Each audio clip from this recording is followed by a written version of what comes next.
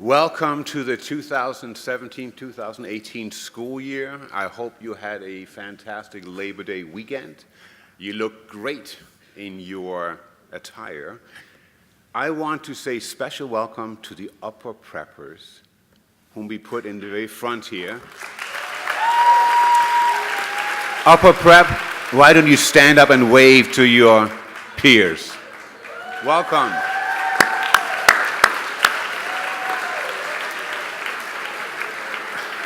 Thank you. You may be seated. And if you don't mind, if you are a new student or adult this year, 2017, 2018, please stand up so we can applaud you as well.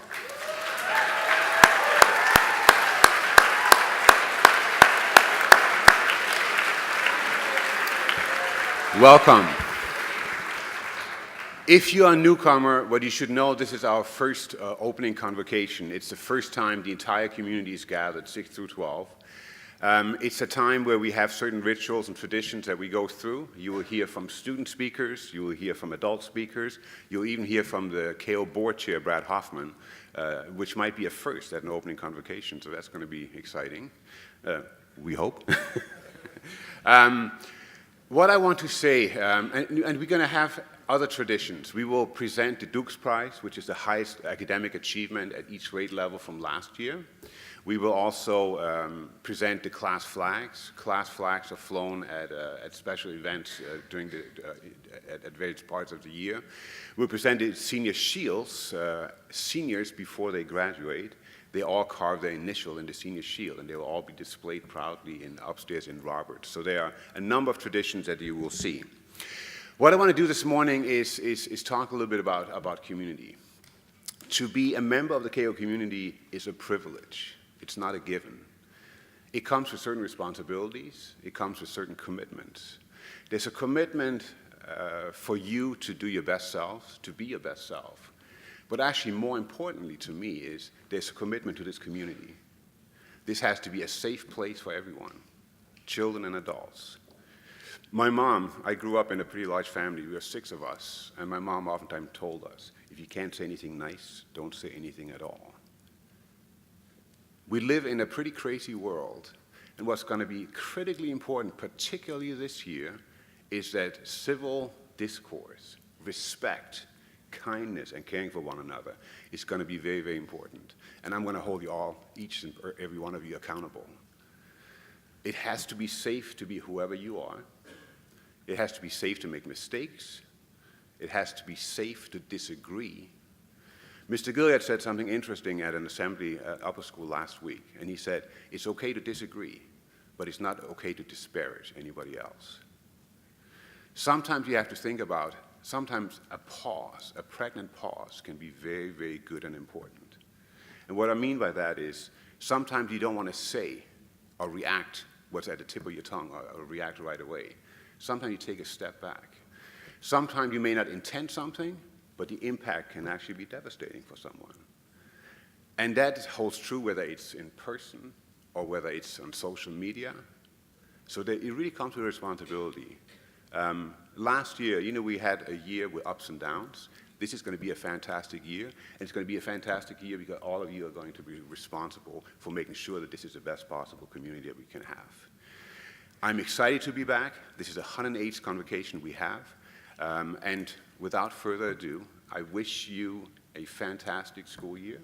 And we will now hear from Senior Prefect Skylar Barron. Thank you.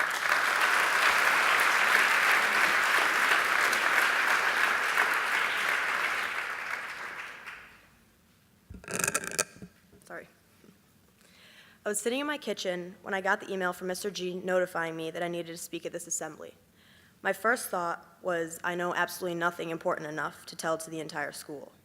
And then, while consumed with a little bit of fear and panic about having to speak in front of the entire school, I looked up from my computer at the kitchen table and I saw my mom. And that's when I knew what I was going to tell all of you today.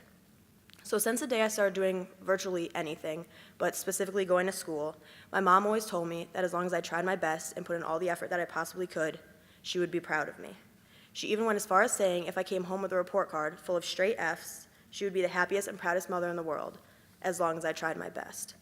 So many of you may be wondering what my mom has to do with your upcoming school year, but I want all of you to learn the same lesson that she taught me. I want all of you to know that no matter what form you're going into, that grades are not everything. I know school is stressful and that getting good grades seem to be of the utmost importance, and at times it can be very overwhelming, but it is not grades that make you successful. It is being able to put 100% into everything that you do and striving to be the best that you possibly can be.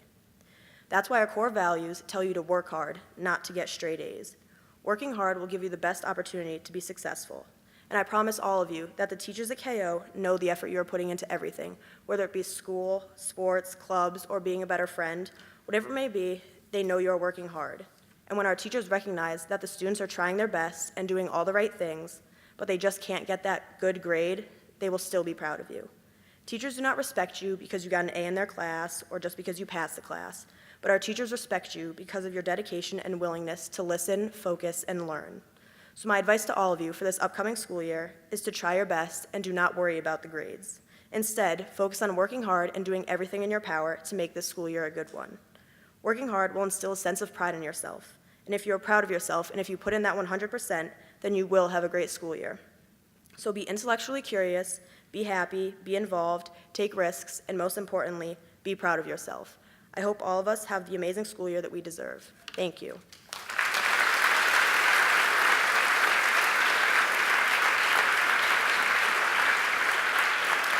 Thank you very much, Skylar. And now student government speaker, Prithvi Kunturu.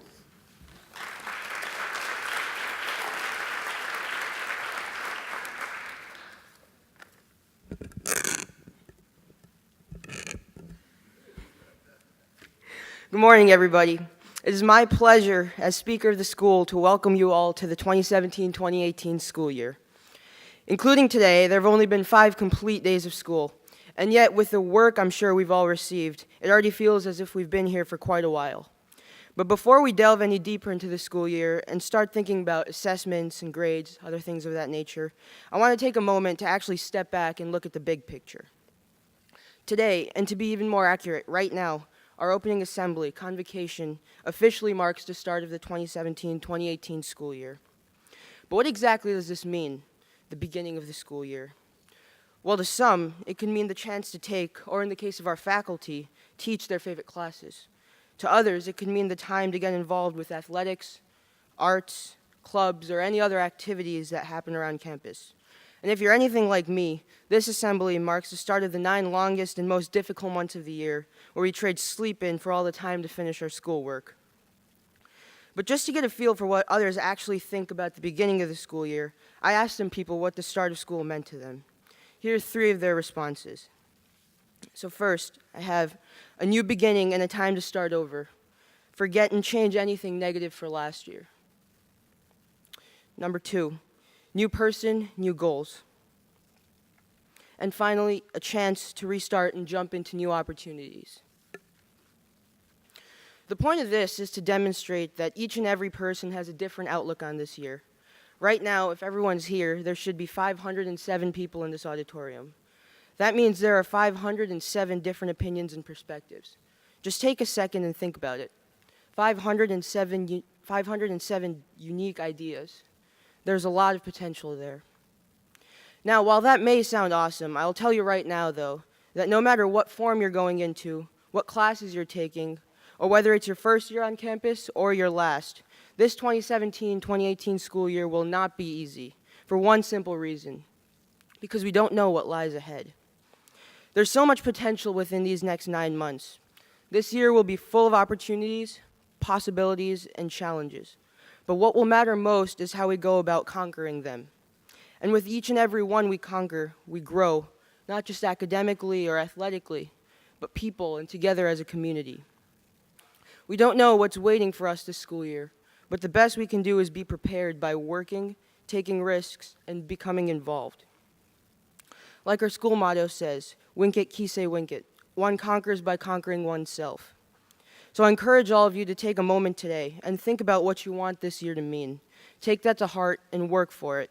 If you do that, I guarantee you we will all have a fantastic year. Thank you.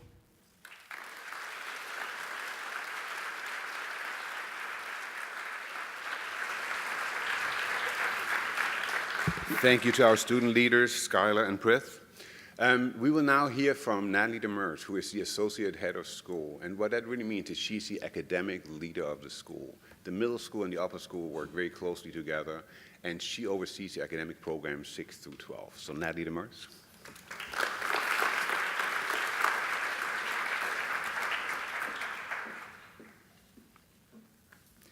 Good morning. So a question I'm sure you are often asked or even ask of yourself is, what do I want to be when I grow up? In the context of education, we consider this question in light of course selections, co-curricular involvements, sports commitments, summer travel and internship opportunities. We're thinking ahead to an unknown future with a known path in mind, a place that we want to get to, a title or a role that we want to achieve, a field that we want to be a part of. As we start this academic year, I'm going to challenge you to shift your thinking just a smidgen. Rather than consider what you want to be, I ask you to consider what problems you want to solve. Think about your work, your career in terms of transformative action rather than a title. If you want to be a doctor, think rather what medical problems you want to solve or what challenges humanity faces that you want to address in your work. If you're interested in the environment, perhaps you will think about sustainable energy, access to water, or our disappearing bee population and the impact on our food sources. We spoke at the Upper School Assembly last week about asking questions with compassion and listening for understanding. Look at the world around you. What moves you? What prompts you to want to know more, to do more? What do you care about beyond yourself? Where do you long to make a difference, an impact? Then ask questions. Discover more about where you are led. Don't simply look for the easy doors. Knock on the closed ones. Open them. Embrace your intellectual curiosity. The world you're living in, the world that you're about to will graduate into, become productive citizens of, is shifting as people discover new things. There is so much more out there than predictable paths. Rather, what lies ahead are opportunities for you to create, opportunities to face challenges head on, to solve differences that you can make. Practice tackling those problems now. Take personal responsibility and persist in uncovering solutions even when it gets difficult. Face those challenges that make you a little uncomfortable. See what you can accomplish. And when you enter the work world, you will be an experienced problem solver, capable of adapting to a multitude of scenarios, and will thus maintain and sustain your relevance no matter what discipline you choose to pursue. Education is not simply a step to a career. Your education is the testing ground for you to prepare yourself for whatever you may choose to do. And it is likely that the career you end up in has not even been created while you sit here in these seats today. Don't follow that well-trodden path where you think you should go. Follow your curiosity. Allow yourself the time and the space to explore. Learn with passion and perseverance. Think about the problems you want to solve and practice those skills. Practice not giving up when a solution doesn't come quickly or easily to you in math class. Reread a paper before submitting it to be sure that you caught any errors and that your argument is sound. Take pride in doing your best and learn from the times when you don't. A.J. Giuliani, a teacher and coach, said of educators, "Our job is not to prepare students for something. Our job is to help students prepare themselves for anything." You will learn a lot this year, and importantly, you will learn a lot about yourself. Notice your own reactions and responses to what you learn. Demonstrate honesty, integrity, and respect. When you encounter a problem, big or small, give yourself permission to persevere and expect yourself to tackle it with grit and determination. Work hard, take risks, become involved in uncovering the solution. Don't stop when the solution doesn't come right away. If you don't have the answer yourself, ask others. Don't expect someone to solve it for you. Anticipate that someone will help you solve it for yourself. Done is not enough. Just being done robs you of the lesson today that you will carry with you for the rest of your life. In life, you will always encounter problems. It's a common theme. How you tackle them says a lot about you. So practice now and think about later. What problems are you going to solve this year? What problems are you going to work to solve when you leave the halls of academia? Nelson Mandela said, "Education is the most powerful weapon which you can use to change the world." Use your education wisely, not simply as a task to complete, but rather a journey to travel and learn from, better preparing yourself for the next step, your next adventure, and for all the problems awaiting you to solve. Thank you.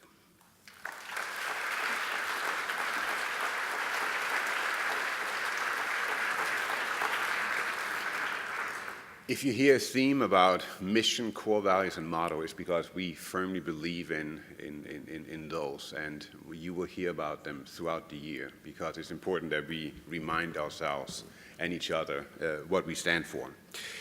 The next part of the assembly is about recognition. We are obviously an academic institution. We are also an athletic institution. We are an arts institution, and we are an institution that believes in ethical citizenry.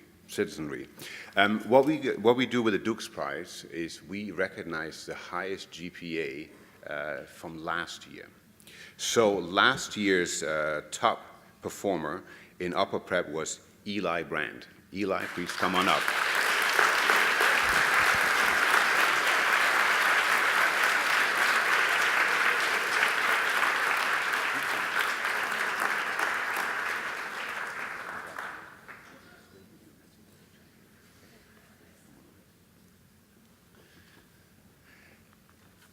And last year's Form 1 winner is Sungmin Cho.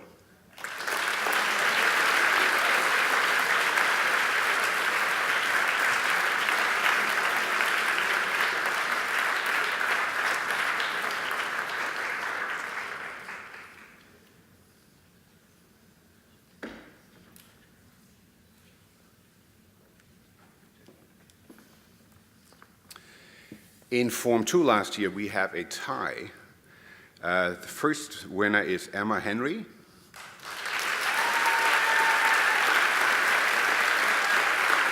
And the second winner is Olivia Pear.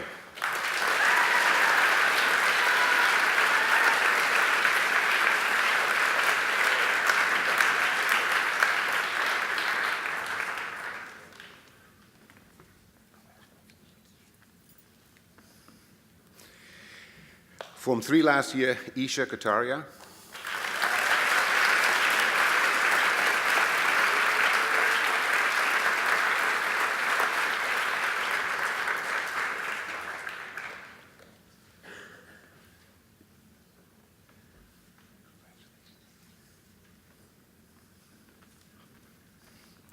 Form 4 last year, Mia Seymour.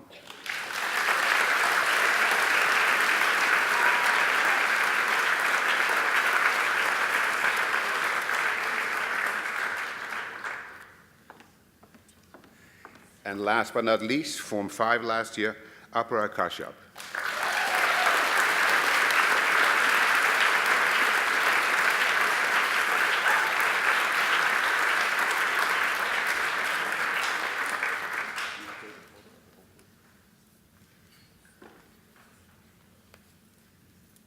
If you huddle up a little bit closer. There you go.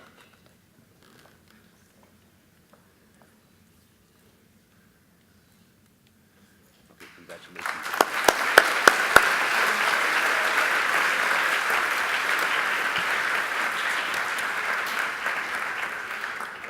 And I believe some of the winners' parents sit in the very back, so congratulations.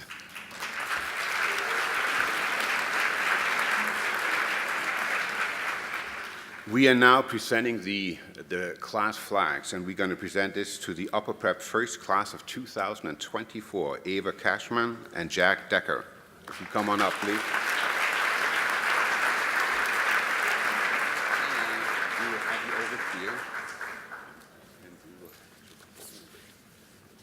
sure for one minute. Hold the other hand. There you go.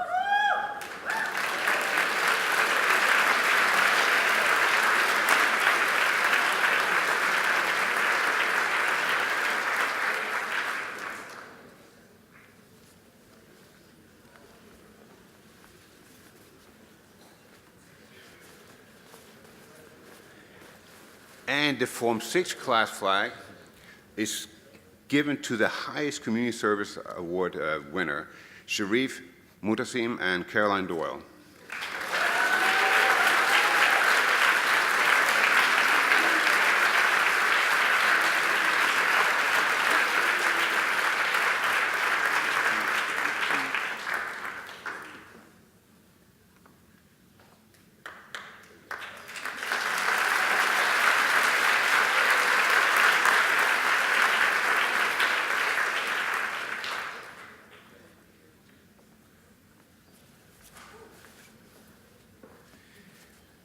And the presentation of the senior class shields will go to Mark Place and Noah Gibson.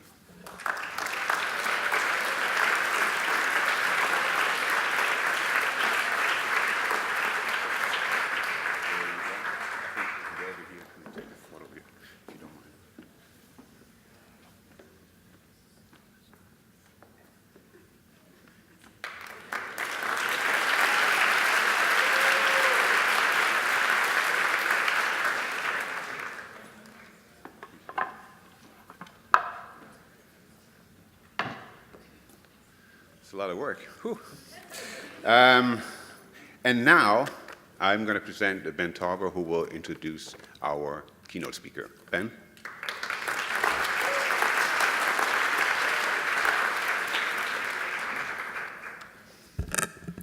Good morning, everyone. It is an honor for me to be able to introduce to you Mr. Bradley Hoffman. Mr. Hoffman was born in Hartford, Connecticut in 1959 and was raised in West Hartford, along with his two older brothers, Jeffrey and Todd. He attended Kingswood Oxford and graduated in 1978. During his time at Kingswood, he played baseball, and his favorite course was political science. After his graduation from Kingswood, he went on to attend Babson College in Wellesley, Mass., and graduated in 1982, where he earned his Bachelor of Science in Business Administration.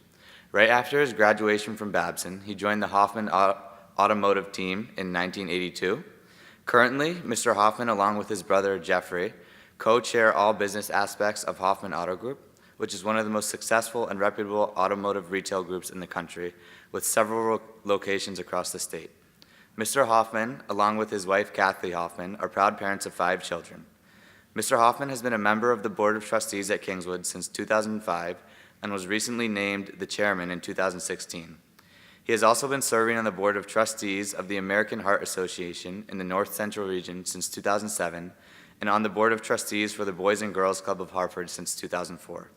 His name is on our new athletic facility and the football field, and he has helped Kingswood grow tremendously while he was here all the way up until now. Please join me in welcoming Mr. Bradley Hoffman.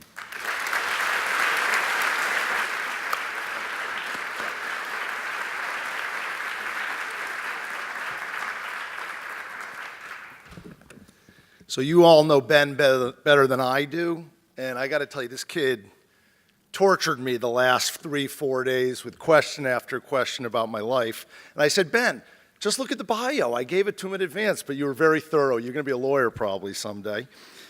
So first of all, I want to thank Ben. I appreciate your kind words, and from what I understand, you're a pretty good leader yourself. Football captain, standout baseball player, strong in academics, advisor to 6th graders, Shield and Dragon member, someone who does the right thing when no one's looking. Everything I was not when I went to Kingswood Oxford School. And a couple of people are in the room when I was here. No, that's true. But one other thing, if it is your first year at KO, I just want to see from this vantage point, if you could stand all the upper prep people and the people that are new to the school, the students, if you could rise one more time.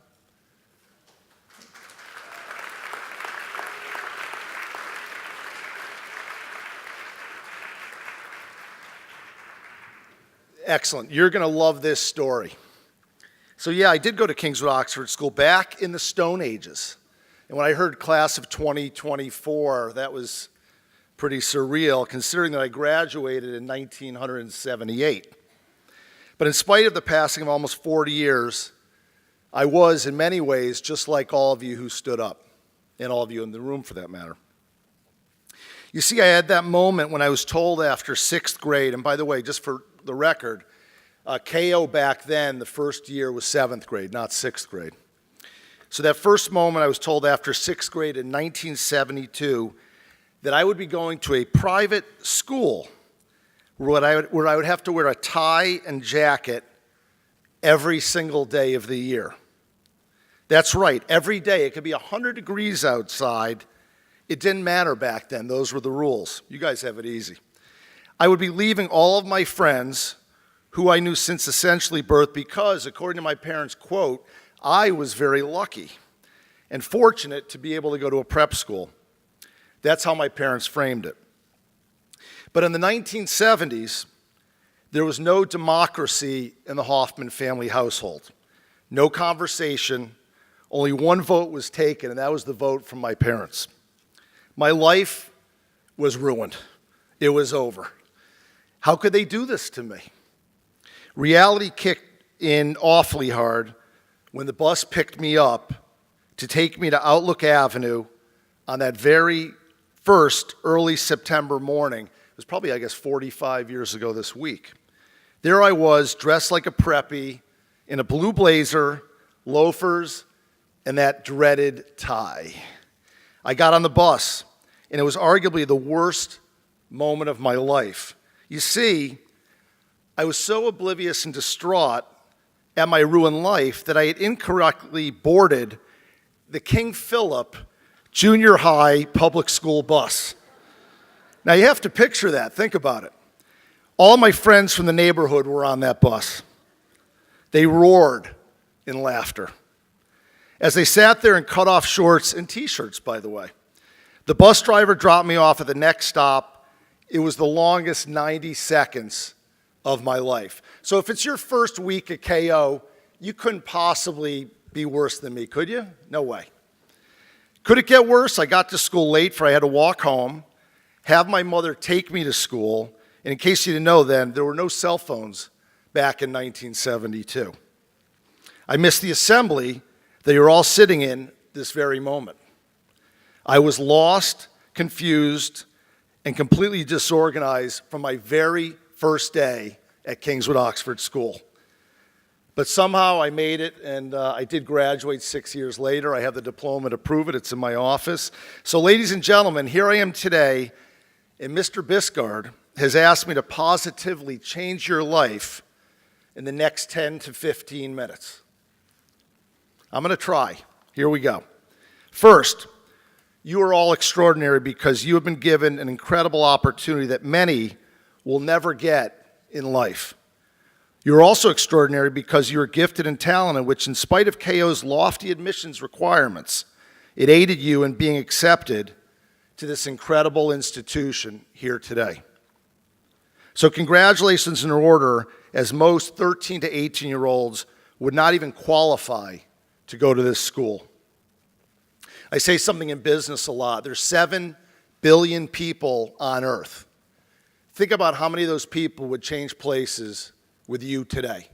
That's how lucky we all are. Interestingly, the benefits you enjoy by attending KO, along with what you all need to focus on individually and collectively, in spite of your youth, is absolutely 1,000% no different than what I focus on at this stage of my life. My company, the Hoffman Auto Group, has been around for almost 100 years and consists of 541 individuals who work at 10 dealerships throughout the state of Connecticut.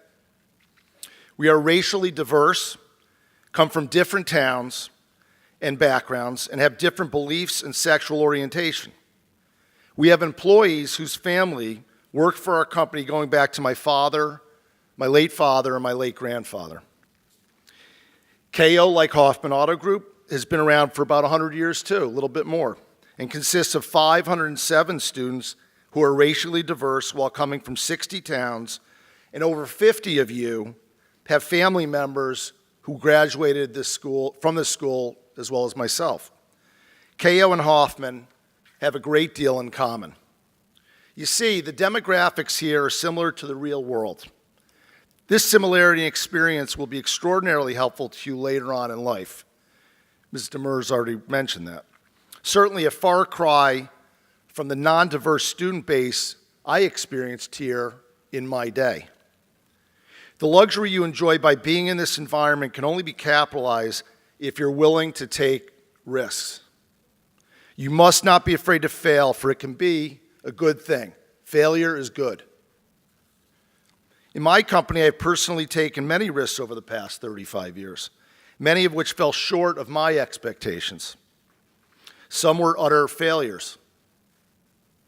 You may have heard the saying which applies here, for that which does not kill me makes me stronger. Also in my company, I, like your amazing teachers, and I'd like the teachers to stand and be recognized because they have not been mentioned yet today. Or if you're standing, if they could stand and give them a round of applause.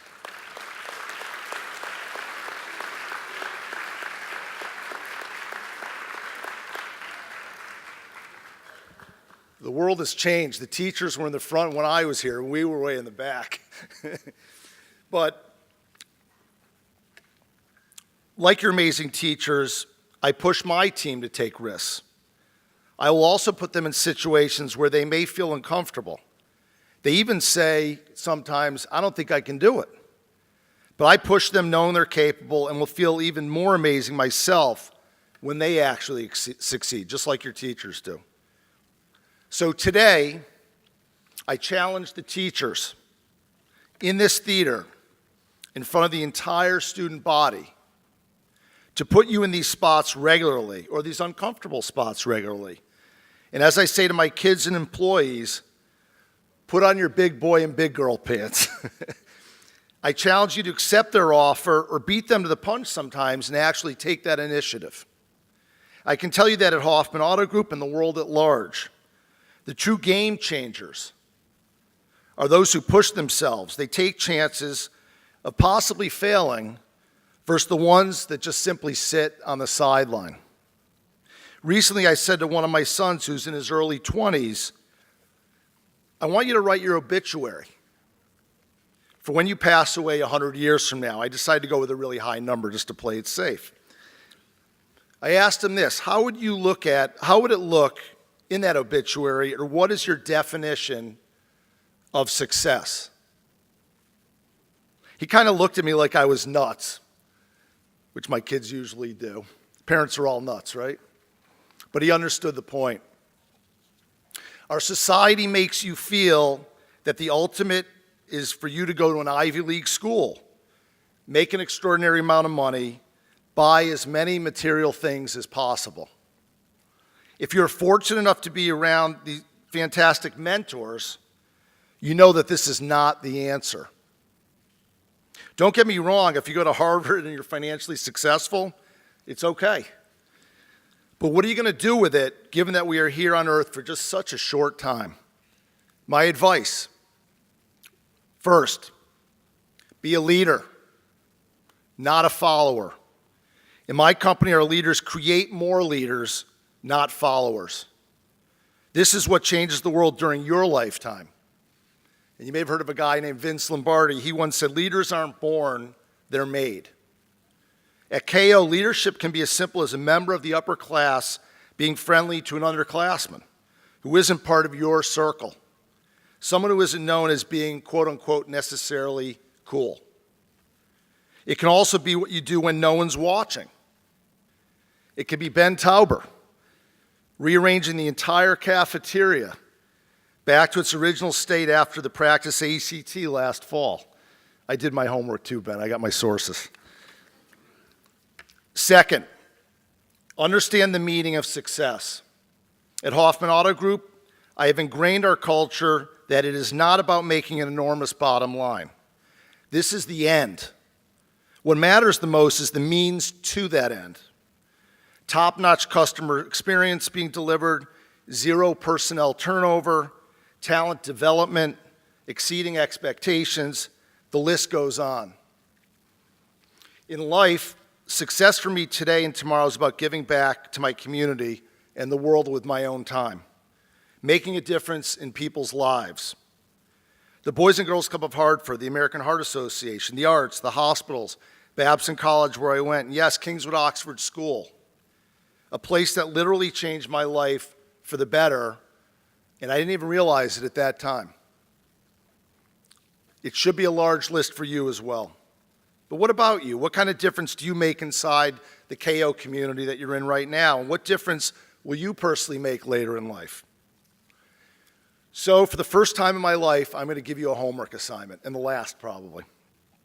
I want you to ask yourself one question. What did you do today? This is what I want you to ask each day. What did I do today to make at least one positive difference in someone's life on campus? How about outside of KO? Making the world a better place has no boundaries.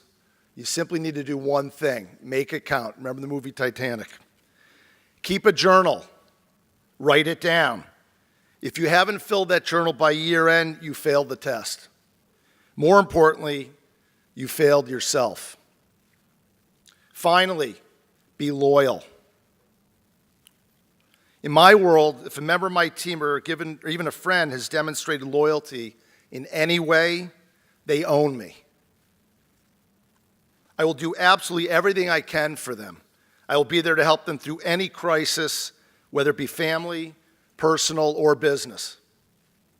In my company, I'd rather have 50% efficiency with 100% loyalty than 50% loyalty with 100% efficiency. For you, be loyal to your school. Be loyal to Kingswood Oxford School. This is your home. Make sure you're on that stage at KO's graduation. If for any reason, any time you can't see that happening, talk to your advisor. Talk to your coach. Talk to your friends. Talk to Mr. Biscard. You can call me if you want. I'll give you my number before we leave. You don't want to have any regrets. You came here for a reason. Now finish it. And of course, be loyal to the other 506 students in this school. Be there for each other. Years from now, you'll remember these times as the most formidable in your life. As former Chicago Cub great Ernie Banks once said, loyalty and friendship, which to me is the same, created all the wealth that I ever thought I'd have. Thank you for the privilege to speak to you all today.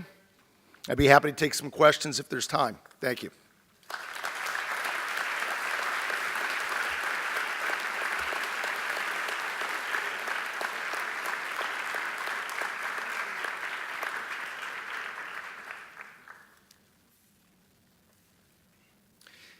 There's a free car for the first question. Oh, wow. You have to be 19, though. Are there mics or no mics? Could you stand up so I can hear you and everyone else can? Oh, my God. Is this Miss America? Well, that's pretty easy, actually. This school taught me how to think. You know, if you said to me, how much do you remember what your teachers taught you, the actual content in books? Maybe 5% I remember today, if that. I mean, I can add and subtract. We weren't allowed to use calculators in our day. We actually had to think about adding. That's another story. But I would say how to think, how to build relationships, how to deal with a tougher time in life. You know, back then, people were not as forgiving. It was a tougher time. It was just the way society was back then. You had to be pretty thick-skinned. You really weren't allowed, or you didn't feel like you could show your emotions. You kept it in check. You didn't go home and tell your parents how you felt. I think today, from what I've seen, especially with my own kids, everyone's pretty communicative.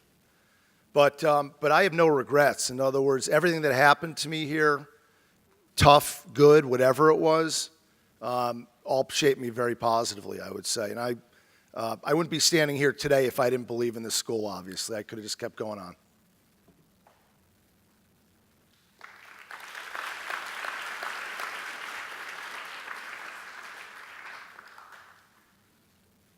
Yes, ma'am.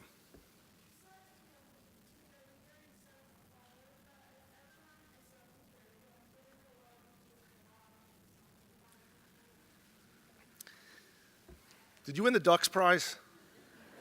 Okay, you should have. Well, first of all, the reality is the world is never going to be 100% leadership. I mean, you strive for that. My concern as a businessman and just seeing society as a whole is that people that are in leadership positions aren't effective, but they're in the position. So it's sort of, to me, a combination of, one, having folks who actually can make a difference that are given that role versus those who are handed it and don't do anything with it.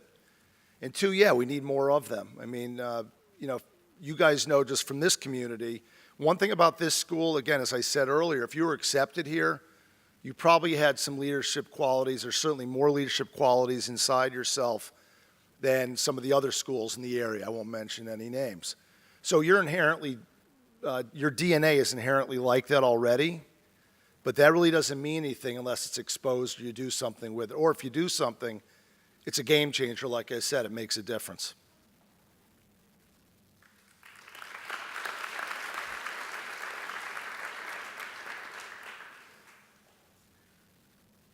Yes? Oh, got it. I can't hear well, so you're really going to have to speak up.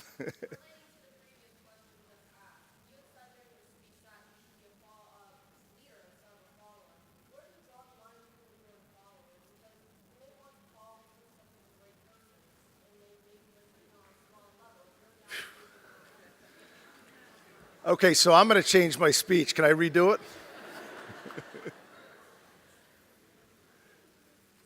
So I'm not sure I understand the question. How's that for a cop-out?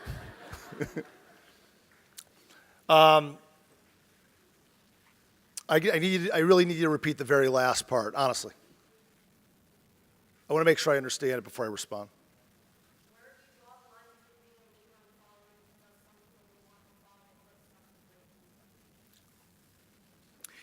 There's nothing wrong. Listen, I'll go to my company because that's the world that I live in right now.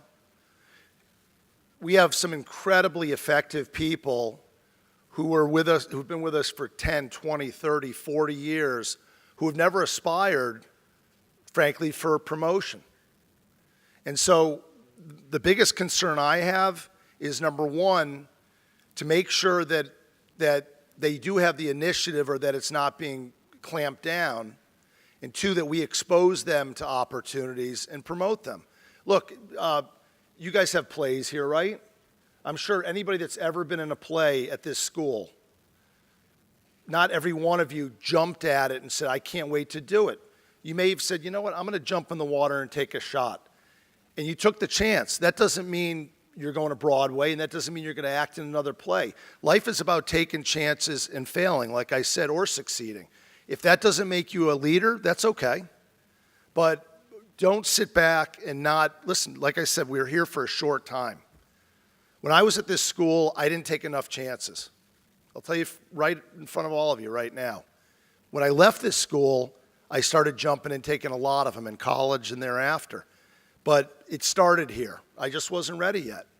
So you got a long life ahead of you, please God, and with that in mind, whatever your role is, just make sure you're true to your heart, true to yourself. You're passionate about what you do, and you've heard this one before. Look, you want to love what you're doing. I mean, you're going to work. One thing I'll say to our folks at my company, you're going to work, think about it, 52 weeks a year, at least 40 hours a week. Do the math, times 40 years. That's what you're all going to do going forward. How do you want to spend that time? So whether you're in role A or B, just make sure you're true to yourself would be my answer.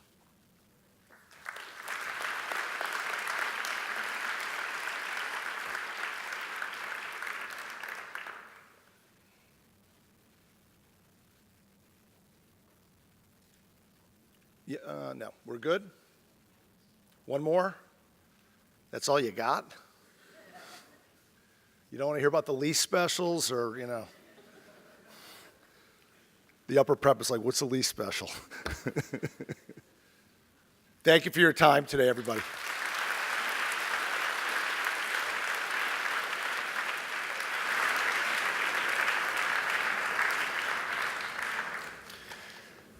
Before we end, I just want to talk a little bit about the Board of Trustees. As I said in the very beginning, it's a privilege to be a member of this community, and it comes with certain responsibilities. The Board of Trustees are volunteers. They're alumni, they're current or past parents, and they give freely of their time, of their resources to the school. And it's actually incredible when somebody has sat in one of your seats and 20, 30, 40 years later feels both empowered and emboldened by the experience here, but then also feels, I want to give back to this community. And I like what Mr. Hoffman said about getting involved in communities that you feel passionate about, whether it's a Boys and Girls Club, whether it's a school. A lot of you do tremendous work in community service. So find something that you're passionate about. I think you have seen there's been some essential questions that have been raised by all the speakers today. And it's because we really believe in our mission, in our core values. And I want to reiterate, be yourself 100%. Don't try to be somebody else. Find your own voice, find your own passion. And if you're true to yourself, you are gonna create success. A leader doesn't have to lead a big community. You can be a leader with a very small sphere. It could be a neighbor. It could be a friend. There are many ways you can express leadership. It's not always standing at the podium in front of a large crowd. And I think what Mr. Hoffman said earlier about leading and doing the right thing when nobody's looking, that's actually far more important than trying to get credit when other people look in. So this is a fantastic community. I've had my own kid go through here, 6 through 12. My daughter is here in the middle school. And as Mr. Gilead said, and we actually mean this and we believe it, we love you, we want to be here for you, and we're going to do the very best we can to support you in whatever you do. So thank you very much. And if any of you have individual questions for Mr. Hoffman, I'm sure he'll stick around for a few minutes. Thank you.